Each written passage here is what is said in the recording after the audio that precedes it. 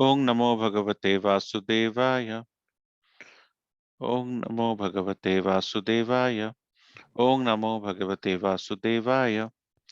Narayanam Namaskrityam Naran Chaiva Narottamam Devim Saraswatim Vyasam Tato Jayamudiraet Nashtaprayasva Bhadresu Nityam Bhagavata Sevaya Bhagavati Uttama Sloke Bhaktir Bhavati Naistiki.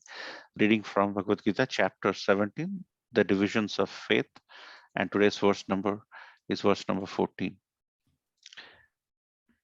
Devadvija Guru Pragya Devadvija Guru Prajna Pujanam Saucham Archavam Pujanam Sauchamarjavam Brahmacharyam Ahimsa Cha Brahmacharyam Ahimsa Cha Sariram Tapa Uchyate. Shariram Tapa Uchyate. Devadvija Guru Pragya Devadvija Guru Prajna Pujanam Saucham Arjanam Pujanam Sauchamarjanam Brahmacharyam Ahimsa Cha Brahmacharyam Ahimsa Cha Sariram Tapa Uchyate. Shariram Tapa Uchyate. Any Prabhuji or Mataji would like to lead?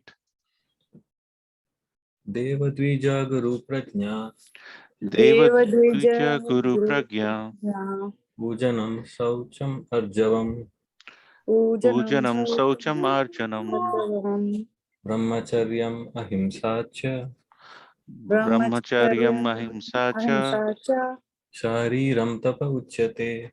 Sariram Tapa Uchyate.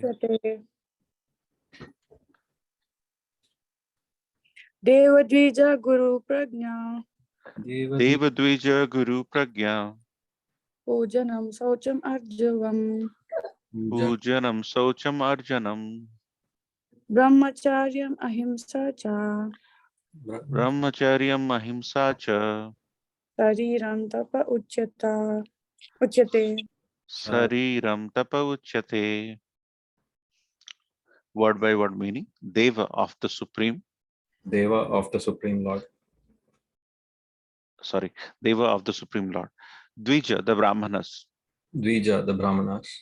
Guru, the spiritual master. Guru, the spiritual master. Pragya and worshipable personalities. Prajna and worshipable personalities.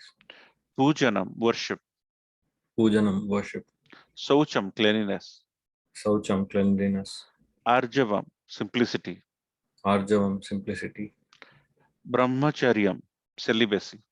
Brahmacharyam, celibacy. Ahimsa, non-violence. Ahimsa, non-violence. Cha, also. Cha, also.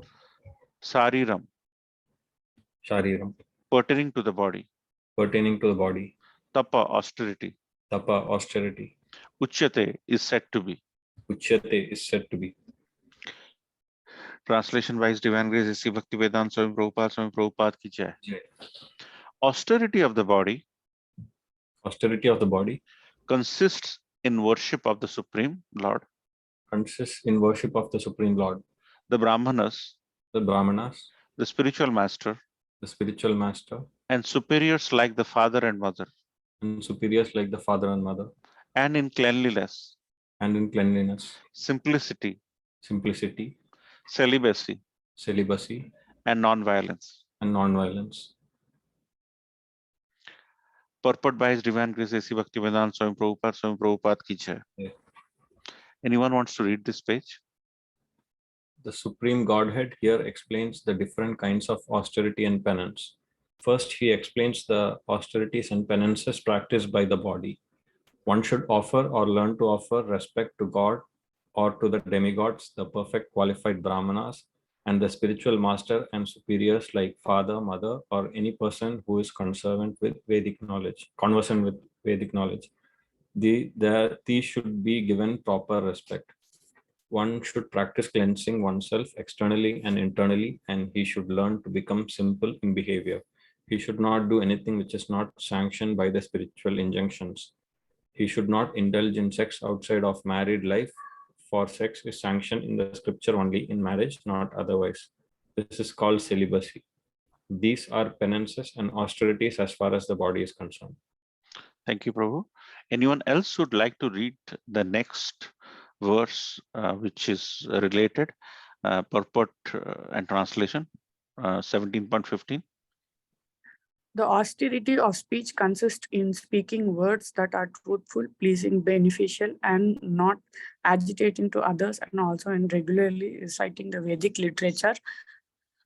One should not speak in such a way as to agitate the minds of others. Of course, when a teacher speaks, he can speak the truth for the instruction of his students, but such a teacher should not speak to those who are not his students if he will agitate their minds. This is penance as far as talking is concerned. Besides that, one should not talk nonsense. The process of speaking in spiritual circle is to say something upheld by scriptures. One should at once quote from the spiritual authority to back up what he is saying. At the same time, such talk should be very pleasurable to the ear. By such discussions, one may derive the highest benefit and elevate the human society. There is a limitless stock of Vedic literature, and one should study this. This is called penance of the speech. Okay, let me read this page, which is 17.16. Translation by His Divine Grace A.C. Bhaktivedanta Swami Prabhupada, Swami Prabhupada ki jai. And satisfaction, simplicity,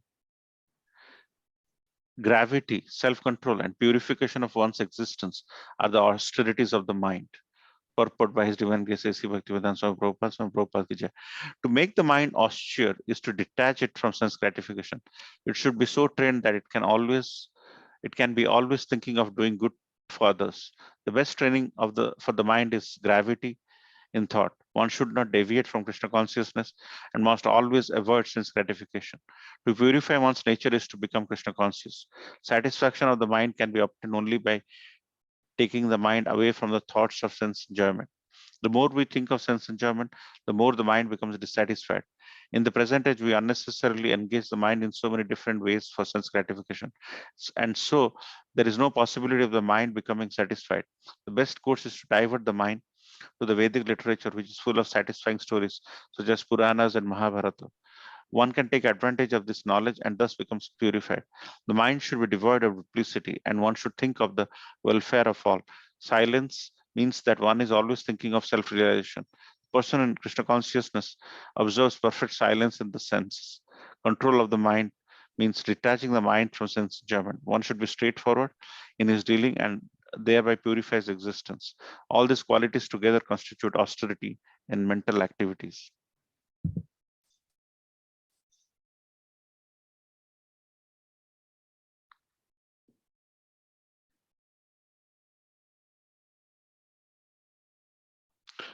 ओम अज्ञानतिमिरन्धस्य ज्ञानाञ्जनशलाकया चक्षुर्मिलितं येन तस्मै श्रीगुरवे नमः। श्रीचैतन्यमनोभीष्टं स्थापितं येन भूतले स्वयं रूपकदा मह्यं ददाति स्वापदान्तिकं। वन्देऽहं श्रीगुरो श्रीयुतपदकमलं श्रीगुरो वैष्णवांश्च श्रीरूपं साग्रजातं सहगण रघुनाथान्वितं तं सजीवं साद्वैतं सावधूतं परिजनसहितं कृष्ण चैतन्य देवं श्रीराधा कृष्णपादान् सहगण ललिता श्रीविशाखाभितंश्च। हे कृष्ण करुणा सिंधु दीनबंधु जगतपते गोपेश गोपिका कांत राधा कांत नमस्तुते। तप्त कांचन गौरांगी राधे वृंदावनेश्वरी वृषभानुसुते देवी प्रणमामि हरिप्रिये। पंचकल्पतरुभ्यश्च कृपा सिन्धुभैव च पतितानां पावनेभ्यो वैष्णवेभ्यो नमो नमो। जय श्री कृष्ण चैतन्य प्रभु नित्यानंद श्री अद्वैत गदाधर शिवास आदि गौर भक्त वृंद। हरे कृष्ण कृष्ण कृष्ण हरे हरे, हरे Ram Ram Ram Hare Hare. Clachal Nivasa Nityaya Paramatmane Balabhadra Subhadra Jagannatha Namo. Thank you so much for joining this wonderful Sangha. Deva Dvija Guru Pragya Pujanam Saucham Arjanam Brahmacharyam Ahimsacha Sariram Tapochate. So what a powerful verse in terms of focusing our attention on austerity. And as you can see, these three verses are related. This verse is austerity in the body in terms of worshipping of the Supreme, is about austerity in worshipping, followed by austerity in speech, and followed by austerity in mind. So as you can see, Krishna in this wonderful chapter, Divisions of Faith, talks about various different things. We talked about austerity, we talked about sacrifice, which is yagya. Now we're talking about tapa. Tapa means austerity. And in austerity, there are three austerities Krishna is talking about.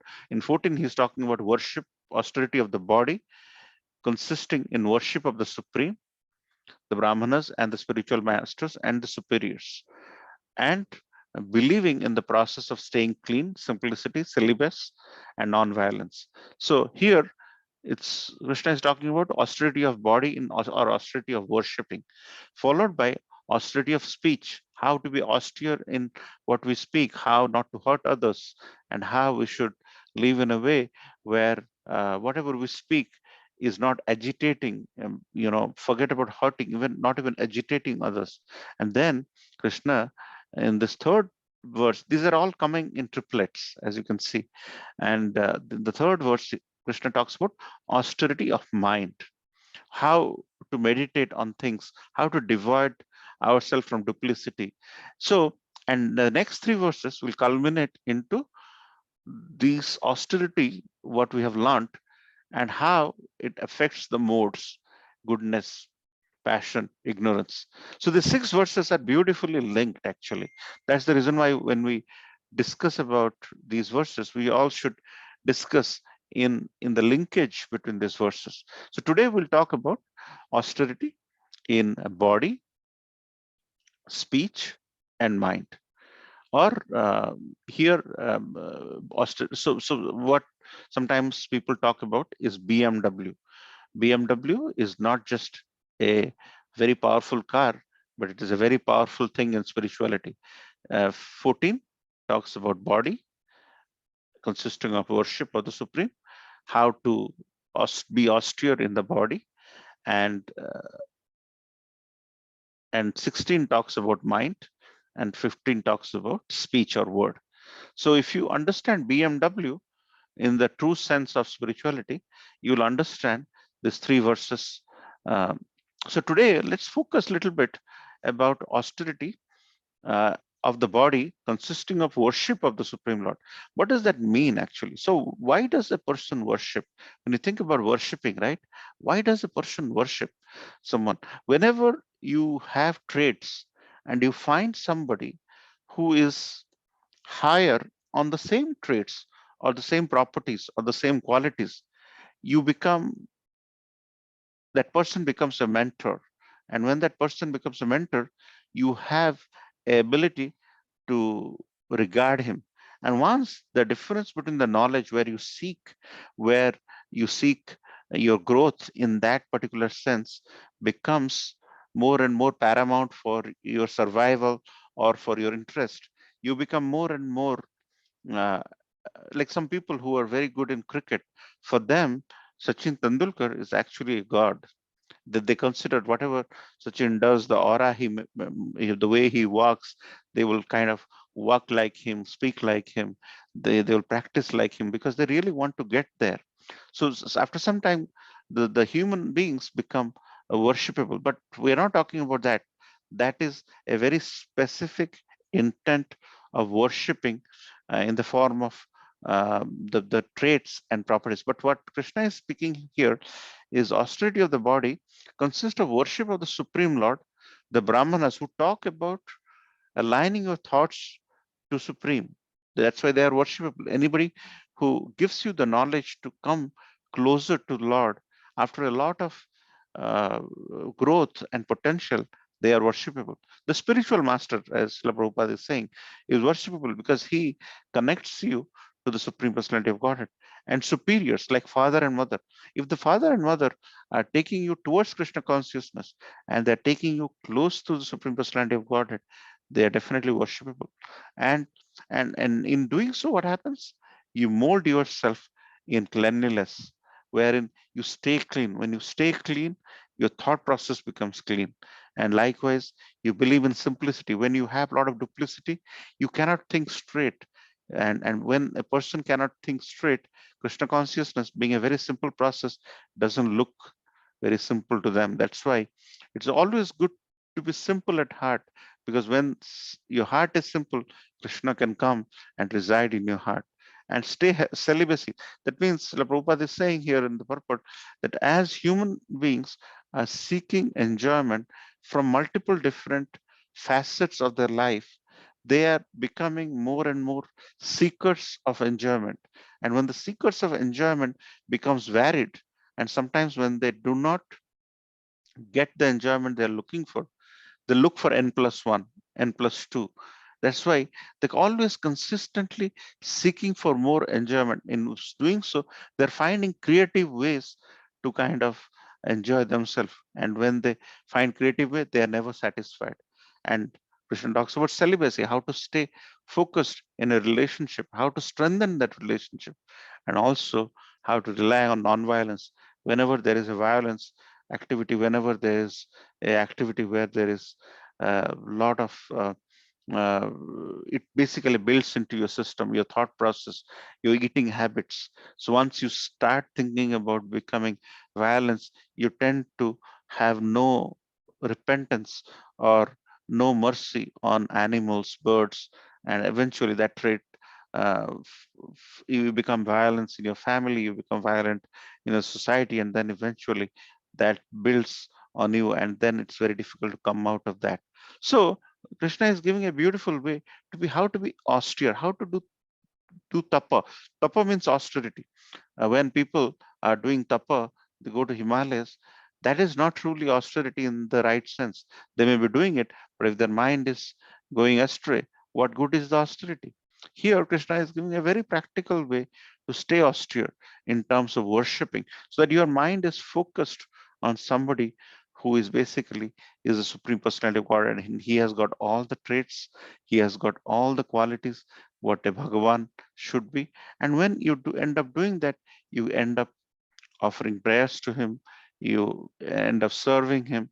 When you serve him, you become humble, and when you become humble, you yearn for his pleasure, you look for his pictures, and based on that, you tend to have your mind focused, and then your everything converges towards that, and you lead a very pleasant and worshipable life, a life which where you are worshiping, your family is worshiping, and your mind and focus is everywhere in that. So as you can see, Arjuna was very confused.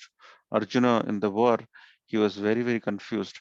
He was talking about dharma, and when he was talking about dharma, there can be many dharma. There can be kula dharma, where his lineage is seeking some dharma, and he was thinking, as kula dharma, if I end up fighting and I kill them, then what will my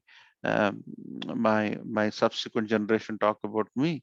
Then he has a dharma of a kshatriya where he's supposed to fight. So in all these dharmas, he was basically becoming very, very confused whether to go for Kula Dharma or whether he's going for Kshatriya Dharma.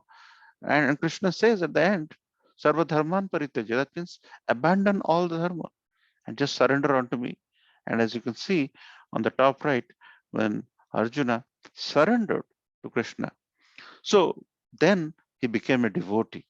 And after he became a devotee, his process of recognizing what Dharma is became very clear, and he fought. And once he had the understanding, he saw the dharma to be a devotee. And once the devotee mindset is in us, the worshipping mentality is within us, we think like a devotee. We don't look for this dharma, this yoga, that yoga, modern yoga, upside down head yoga. You're really not, once you get into a mold of a habit of becoming a devotee, your thought process, your decision making, your dharmic interpretation becomes aligned. And then when Krishna says Sarvadharman, because we are see, when we are indulging in the process of understanding religiosity and spiritualism, we are into dharma. But here Krishna is saying Sarvadharman Parityajya, abandon all religions. So isn't it confusing? So when you think about when Krishna is saying abandon all religions, he's essentially saying focus your attention in me, in Krishna. And where uh, Arjuna saw the Virat Roop in the top right picture and focused on him. Eventually, he started unraveling himself and the knowledge and the teachings Krishna was giving. And then he understood that Kula Dharma, Kshatriya Dharma is not important in comparison to the devotee dharma. And as a devotee, he could recognize, he could understand where the surrendering is and who he should be surrendering to. And then he launched into a ferocious war and he won because he had the right understanding. And here, another wonderful worshipping is Srimati Radharani. Srimati Radharani is the greatest devotee of the Supreme Personality of Godhead. Never ever she has given a offering which is similar to the prior offering. Always the offering is new. And whenever you end up having the mindset to offer something, offering is one thing, but your ability to think about offering, think about going to work, get money, get fruits, vegetables, prepare something. In your thought process, you'll always think about eating the remnants of the offering, which is prasad. And once Krishna does the bhoga or the enjoyment, and he glances with a tulsi on it, it becomes so. Here Srimati Radharani is a perfect devotee of the Lord. And whenever you have a, a devotee like Srimati Radharani who is always focused on serving and worshipping the Supreme Personality of Godhead, your thought process is focused in the Supreme Personality of Godhead. So the focus becomes better. You stay clean, as Krishna is mentioning, and you take some leaf from the Bhagavad Gita, and that makes you a wonderful devotee. And when you become a devotee, in the eyes of a devotee, whatever decision making you end up doing, you basically generate a higher taste of decision making, not get stuck with that wording, this wording. You think like a devotee. And when you think like a devotee, whatever happens for your good, whether even if it's a bad or good, it happens for, and good or bad is a purely prarabdha karma thing. You did something good, that's why you're enjoying. And if you do not focus on the aspect of serving and acquire pious credits, after you eat up your uh, pious credits, you're going to suffer again. The suffering and enjoyment is a karmic reaction. So the intent is not to get entangled into this up down mentality. The intent is to not get worried about this and focus on serving the Supreme and have a worshipable personality in your life so that whenever we worship someone with love and devotion, we become conscious of the Supreme Personality of Godhead, and that helps us in our thought process. And another example of worshiping, as you can see, millions of people are there in that 2 mile road from the main temple in Jagannath Puri to the Gundicha temple on the day of Rath Yatra. They are just thinking about how the Lord of the universe, He's not the Lord of this place, that place. He is the Lord of the universe. He is none other than Krishna. When Krishna, along with his brother Baladev, along with his sister Subhadra, and along with his weapon Sudarshan, is going to board the chariot and the millions and millions of devotees in the mindset of worshipping, in the mindset of giving the pleasure to the Supreme Personality of Godhead, will come and take him with love and devotion. Tears falls from the eyes of such devotees because the Supreme Personality of Godhead, the worshipable Supreme Personality of Godhead, Krishna, is on the chariot. And in that pedestal, he looks the most thumping when he unleashes the greatest warrior, the greatest personality in the whole world, the hero of everyone's heart, whenever he is launching into uh, into merging into his devotees in a chariot, he looks happy. He's in a very joyful fashion. He's going from uh, from from from the mood of Aishwarya to mood of Madhurya, then devotees are very pleased because his worshipable form of the Lord is on a yatra, typically you always go into the temple to see the lordships. But here, the Lord is so merciful that he has come out to see his devotees. This is a very, very unique event in everyone's life. So when you think about worshipping the Supreme, think about these uh, uh, clips, which will basically inspire you, hopefully, to think about how to do austerity in our body by worshipping the Supreme, by worshipping someone who has taken you towards Krishna consciousness, by worshipping someone who is a founder, Acharya, who has written books and who has inspired you. If your parents have inspired you to come to Krishna consciousness, they are also worshipable. And in doing so, you stay clean and you stay celibate and you stay focused in your life so that you maintain a very powerful and a very austere life. And in doing so, subsequently, after your worship is finalized, your your mind will be focused on the Supreme Personality of Godhead. And once you start doing prayers, your words which will come in your mouth will also be very very nice, and you will not start hurting, because if you're hurting others, you're hurting a devotee of the Supreme Personality. You will see everybody as the devotee of the Supreme Personality of Godhead. You are like a co-devotee of another co-devotee, and you will not try to hurt your speech. So your body, mind, and word is going to transcend, and you lead a very pleasant Krishna consciousness life. So with that, I would like to end here. Hare Krishna, Srila Prabhupada ki jai. Any question, comments from devotees? Hare Krishna Prabhuji. Thank you so much for the class. The BMW, that was a nice way to remember the body, mind, and worship. So that was a good example. I could relate to the example of my wife. If some bad thing happens, also she said it's Krishna's mercy. So that kind of mindset, that you sort of relate everything to that. So you feel less regrets, and so your mentality turns into that. So that I could relate from this particular verse. Yeah. So thanks for your comments, Prabhu. So whenever we go to a temple, often sometimes the prasadam is great in terms of eatables.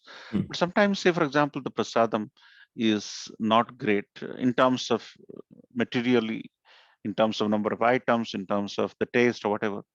But you do not regret, and you take it as the remnant of the Supreme, and in that you feel positive about it. So likewise, if you think that everything which is happening to you, as Mataji, your wife, had opined to you, anything which has happened to you, whether you got a job, you got a promotion, or it was a challenging job experience, or you bought a car, or whatever happened, if you think it is the remnant of the Lord, and you take it as a prasad, just like the prasad you had. Sometimes, most of the time, it is great. Sometimes you go at the end, and most of the people have already partook the prasad, and there is not left. You get very little or probably nothing. So at that time, if you think it is the remnant of the Supreme Personality of Godhead, and you think and accept it, then the happiness and sadness, what we all have, up and down, will not have. You'll not get very happy with some, not very excited about something. You got some more money. You very much know that if you end up doing some bad karma, this is going to be nullified. You'll be totally immune to that. Your body becomes totally immune to this aspect of feeling sadness, depressed, because the depression is coming. So if you take everything as the remnant of the Supreme Personality of Godhead, happiness and sadness, you'll not feel sad at all. So thank you for your comments, Rohan. Hare Krishna Prabhuji, thank you for the wonderful class. So Prabhuji, like how you said, one thing that I observed personally is, as I was progressing, and I am still progressing in Krishna consciousness, like how my husband said, if we are left in the worst case situation, like we begin to think what is positive from this, what can we really gain out of the situation, is what we start thinking, like how you said. Like even in the worst case situations, we start to think what is the best we can make out of it and move on. Something that I didn't have previously, like I used to get completely disappointed. So I think it's all Krishna's mercy. As we are progressing, like we know, we become sober eventually. Even if it's going to be a really happy news, we seriously doubt how long this term is going to be. Even if it's a happy news or a happy phase, we begin to doubt how long this phase is going to be, and we remain sober. And even when the worst case situation comes up, we think when we definitely this situation also is temporary, and there is a definitely light at the end of the tunnel someday. So that's how we become molded to think, if I'm correct, Prabhuji, like Right, how right, Prabhupada says. Yeah. right. Exactly. So what Krishna is saying, matra swasrutu kuntayo sitoshno sukha dukkada. Sitoshno agama paino nityas tam tiksha bharata. That means this happiness and sadness is like sito. Sito means winter. Uh, Ushna means summer. They are like the summer and winter seasons. So they will come and go. So whenever you have sadness, just endure it for a little and it will pass. It will pass and you will have great times in the past. So with the aspiration, whenever the sadness comes, think that Krishna is giving you that patience and look at the positive aspect as you mentioned. And Krishna has given you that enduring capability. It makes you stronger. It makes you patient because Krishna says Sitoshno Sukhadakada. Then Sito means winter. Ushna means summer. So this summer and winter is going to come in our lives. It's just a matter of enduring it patiently, making ourselves strong in the interim, and the happiness is going to come. And when happiness comes, think that the sadness is around the corner. So you're not too excited. So you become very moderated, you become very regulated, and that eventually helps you in the long run in being a very controlled human being and staying on course. Okay, Mataji? Yeah, Prabhuji. Thank you so much, Prabhuji. Thank you so much. Any other final comments? So tomorrow, just a small announcement. Tomorrow we have the extended celebration of Nrsimhadev's appearance day. We had wonderful celebrations 2 days back in our temple with Yagya on the actual day. But there is drama. There's beautiful drama this Sunday evening, tomorrow with Sunday Feast program. So if you're available, please come. And we have a lot of Lord Jagannath's festivals coming up, Snan Yatra, Rath Yatra, and various different Rath Yatras around the world. And so please attend and make the most of what you're learning, apply to it, and hopefully you'll have a lot of bliss. Okay, bro. So we'll end here. Thank you. So we'll offer obeisances at the lotus feet of all Vaishnavas by saying Vanchakalpataru Vaishakapasindhu Vachapatitanam Pavanevyo Vaishnavebhyo Namo Namo Vaishnavrinda Ki Jai Bhagavad Gita Ki Jai Srila Prabhupada Ki Jai Gaur Premanande Hari Hari Bol.